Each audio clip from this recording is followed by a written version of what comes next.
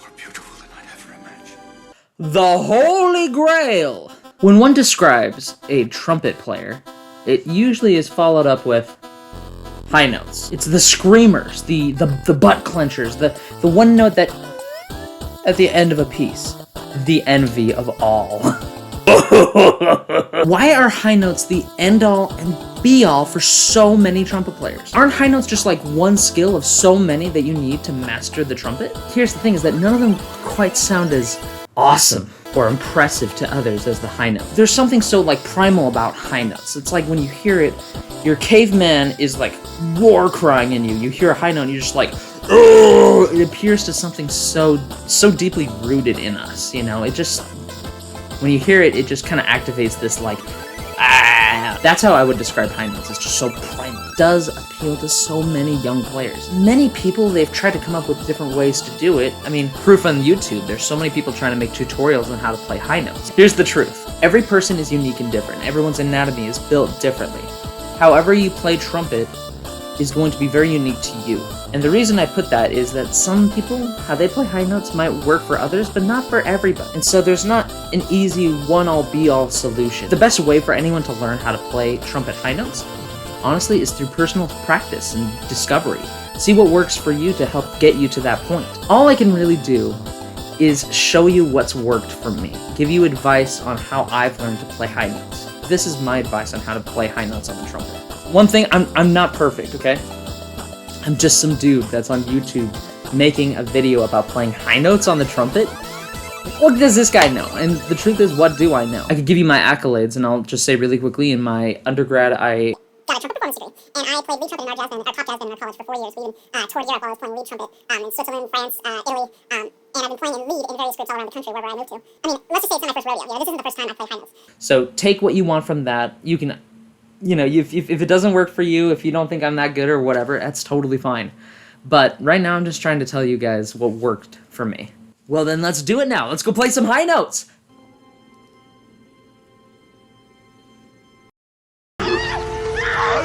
You chose poorly. Well, what if I told you? To be a truly good trumpet player, it doesn't rely just on high notes. In fact, what makes a good lead player in the first place? So let's talk today about why the high notes do not matter. This story, it starts with us learning about the history of lead note playing in big band. When I think of historically important lead trumpet players, 3 of them really come to my mind. The first one, it's Cat Anderson. Cat Anderson, he was the lead trumpet with Duke Ellington, was super unique in the way that he wrote for big band because he wrote for the individual people and not parts to be played in the future. So like the first trumpet part was given to Cat Anderson, so he wrote for him knowing his strengths and weaknesses.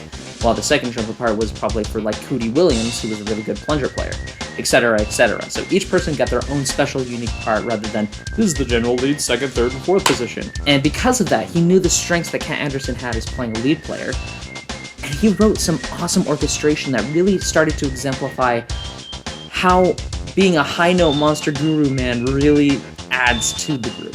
His orchestration of it really helped pave the idea that, oh, this can be a very integral part of the group. And without Cat Anderson, we wouldn't have known how awesome it can really sound, right? Alright, now number 2, Maynard Ferguson. Oh, talking about Maynard Ferguson.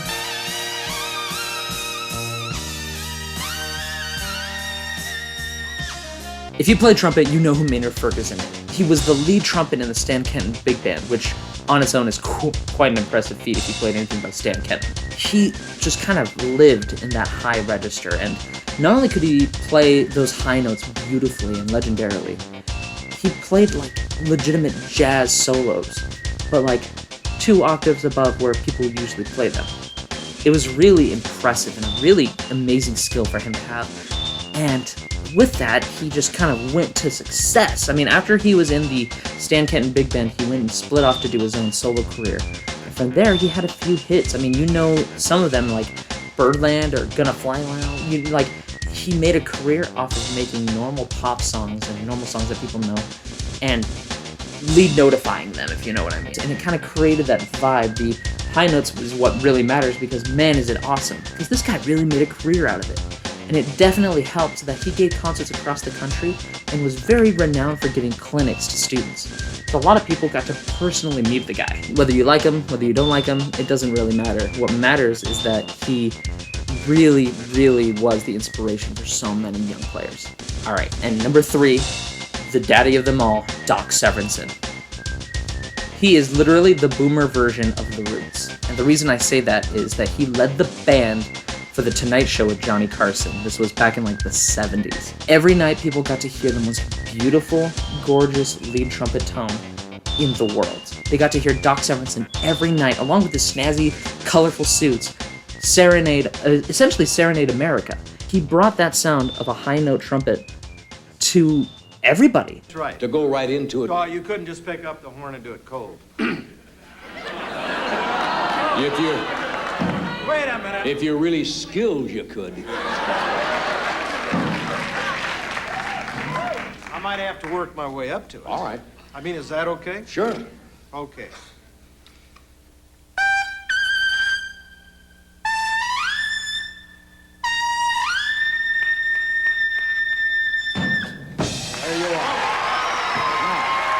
A household name. Ask your grandparents. They know who he is. So why do I bring up these 3 trumpet players? Why? There's so many others that I could bring up. Without these 3, we wouldn't have the archetype of a solid lead trumpet. Cat Ederson, he pioneered how high notes can sound in a big band, the orchestration behind it. Maynard Ferguson, he made it cool and popular to play high notes and really screech. And then Doc Severinsen brought that sound, the high note trumpet, to every single person in America. These are the ingredients that you put together to make the standard young high note trumpet player. These were the ingredients chosen to create the perfect little High note trumpet player. You always need to practice with your classical mouthpiece when you're playing high notes. And the reason for that is you could practice with your jazz piece, but if you're playing with a classical piece, well then you're just gonna be able to rock it on it. Boom, baby, you're gonna get it. It's gonna be great. If you're feeling like yourself getting tense while you're practicing high notes, take a break, take a breath, walk around, and remember that notes that might squeak are gonna be tomorrow's shrieks. That was bad.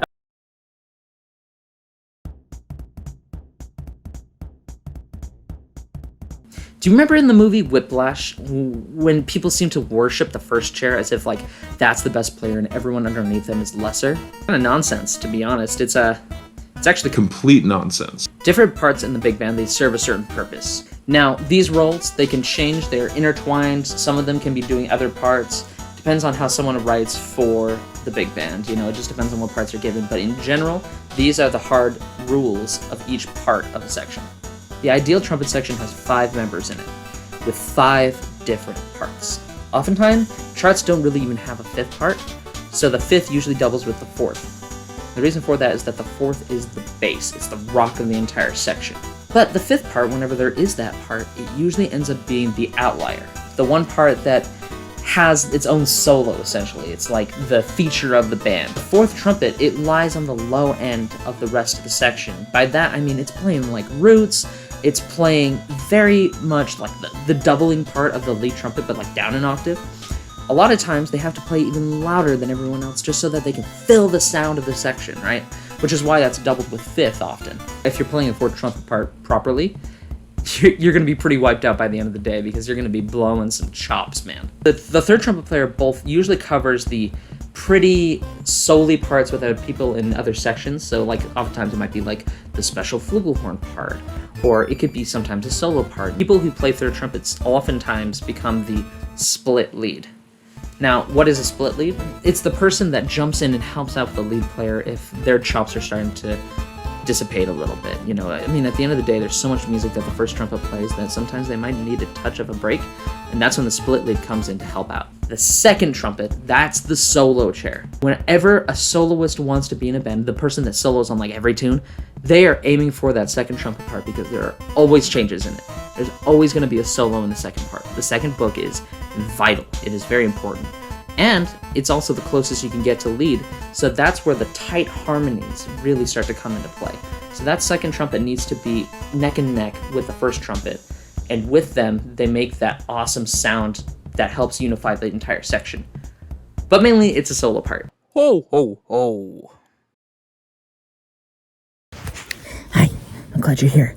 So, there's this one professor, his name was James Stamp. He was kind of like a trumpet teacher, and he was super legendary. He pioneered this concept of playing these pedal tones, which pedal tones are notes that are below the normal range of a trumpet. And the idea with it is if you master the low notes, then you can master high notes too.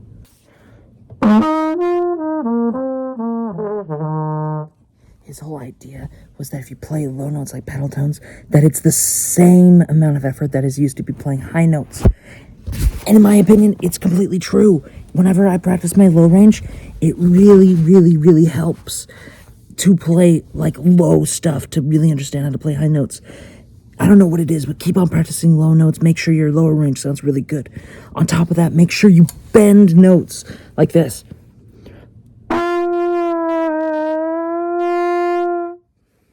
When you do that, that just means that you're more flexible in your lips. It's going to translate really well to playing high notes, because when you play a high note,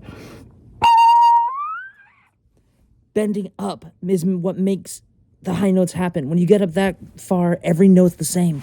Oh, crap. And there you go. Make sure you practice high notes and bending.